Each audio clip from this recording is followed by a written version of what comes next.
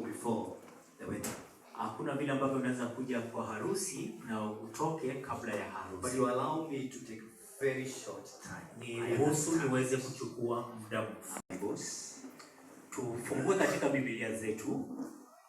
Book of Genesis chapter 2 verses 20 to 24. Kitabu cha Mwanzo 2 mstari 20 to 24. Mstari na furaha Daniel na Makli na hawezi elewa chochote leo. It's recorded for you. Lakini imenukuliwa kwenu. I want to keep you long, Daniel. Sitawaeka hapa. I'll give you what brought you here. I'll give you what brought you here. Nitawapa kile ambacho kiliwaleta. Makli, I'll not keep you long, my dear. Makli, sitakuweka kwa muda. I'll give you what brought you here. Nitakupa kile ambacho kimekuleta. Settle down. Tulia. Bible says, Biblia inasema, and Adam gave names to all cattle, na Adamu akawapatia wanyama wote majina, and to the fowl of the air, na ndege wa angani, and every beast of the field, na wanyama wa porini.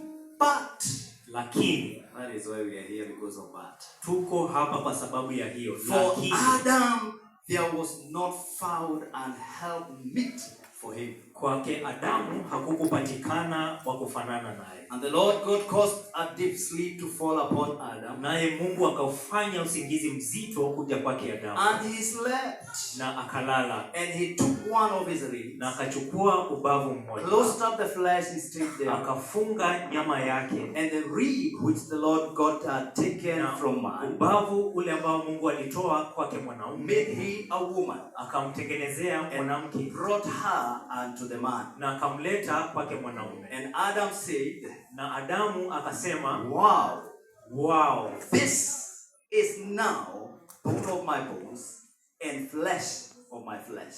Hii sasa ni nyama ya nyama zangu na mifupa ya mifupa yangu.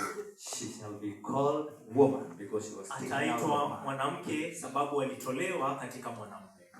Therefore, kwa hivyo, shall a man leave his father and his mother, mwanamume atamwacha mama yake na baba yake, and shall cleave unto his wife, na kushikamana na mke wake, and they shall be one flesh. na watakuwa mwili mmoja. But I pray that for the few minutes I'll share your word, it will be a blessing to every single person. Ambao nitashiriki neno lako, ubariki kila mmoja wetu. In Jesus' name. Kwa Kristo Yesu naomba.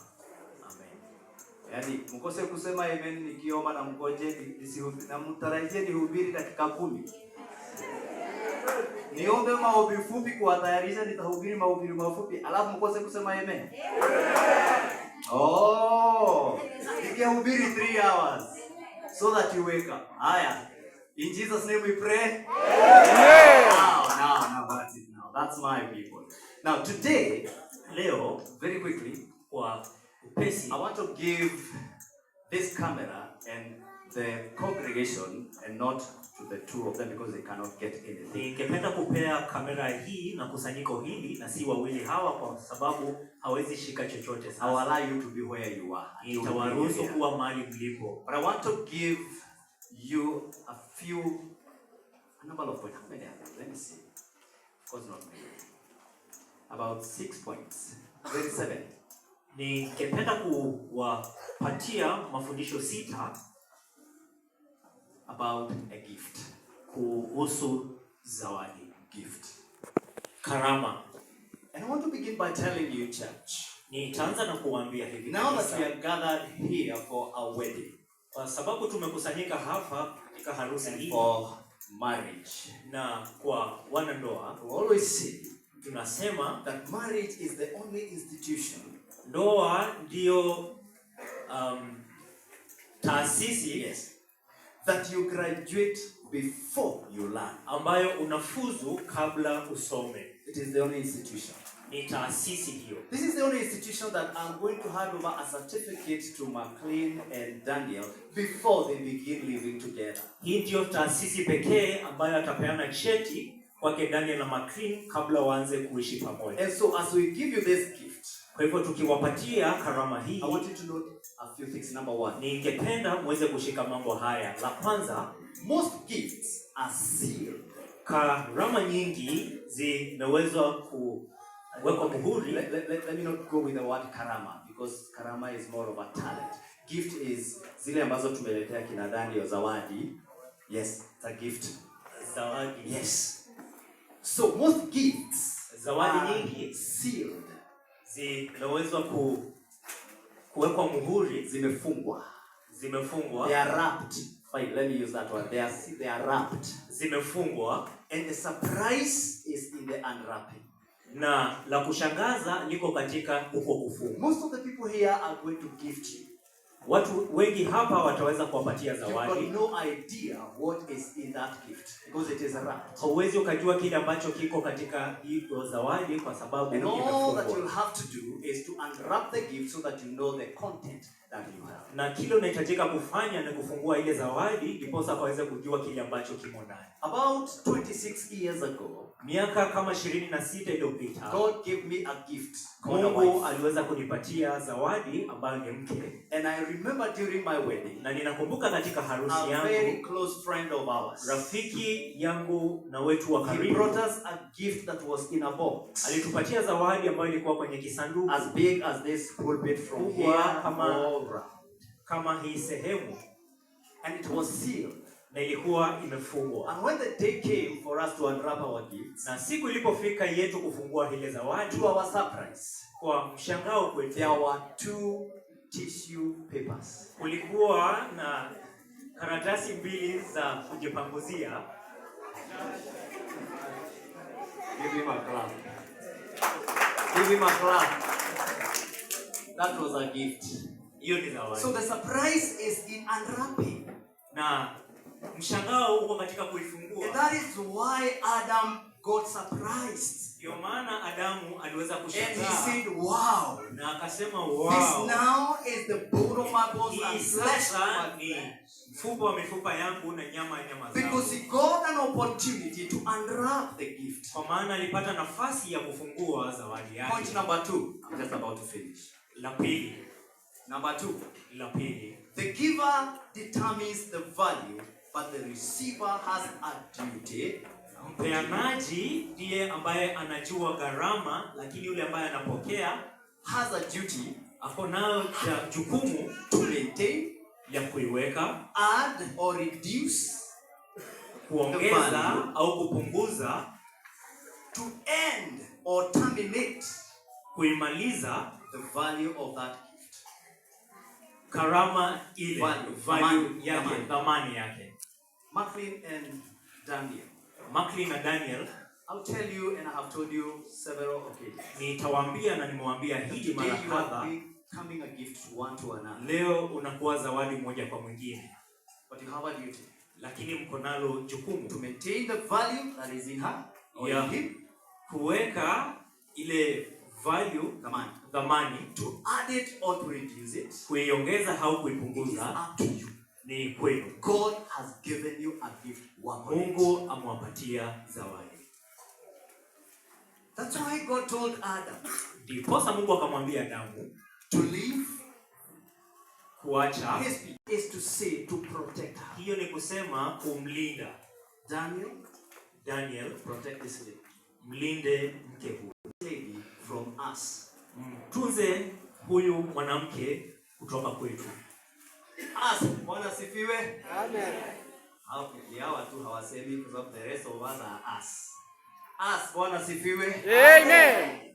Will you allow Daniel to protect this lady from us? Utakubali Daniel kumtunza huyu mwanamke kutoka kwetu? Will you allow him? Utamruhusu? Whether you are mother or father, and protection from these people.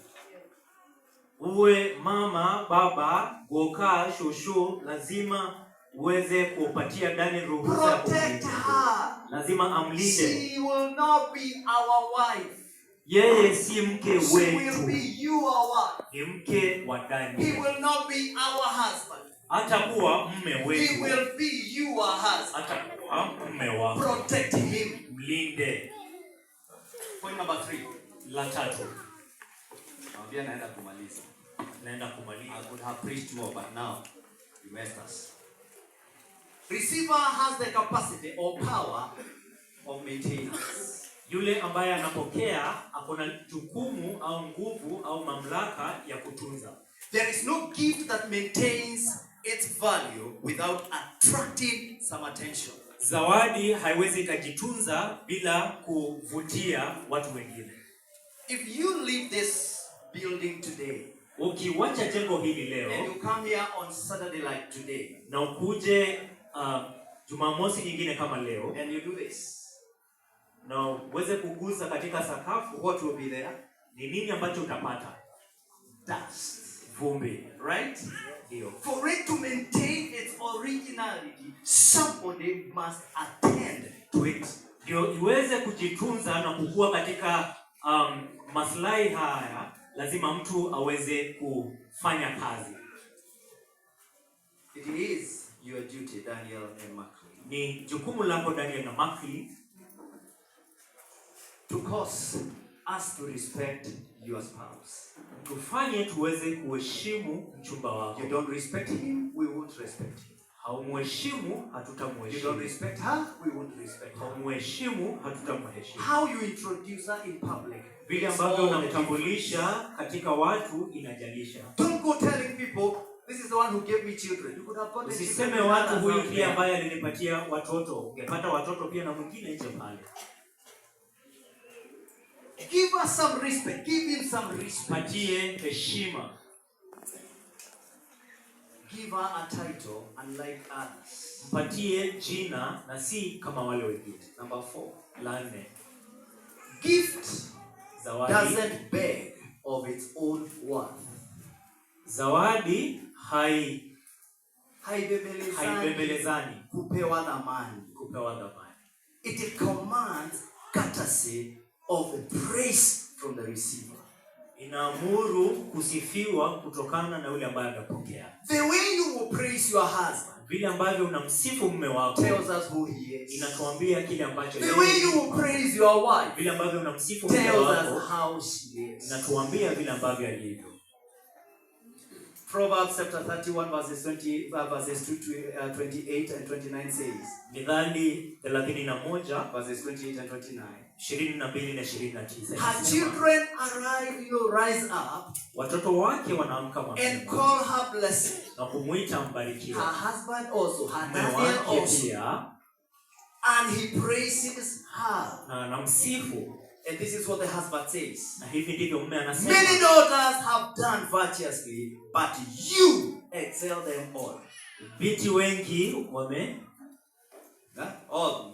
wamefanya vyema, lakini wewe unamzidi. Umewazidi Umewazidi wote. wote. Daniel. Thank you. Gift number 5. La 5. Some gifts.